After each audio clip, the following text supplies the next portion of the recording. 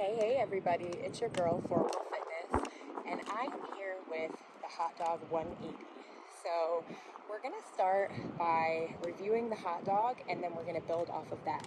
So we'll start with the slower downtown. We're gonna kick out to the right, we're gonna cross over, out. When we get to our left-hand side, we're gonna go heel, toe, heel, and then downtown.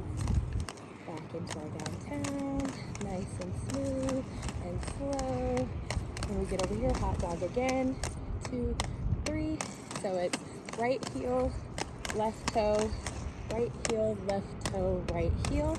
Now, to get into our hot dog 180, what we're going to do is we're going to come to the left, heel, toe, pivot, toe, heel, downtown. So we're gonna do it again, starting with the hot dog.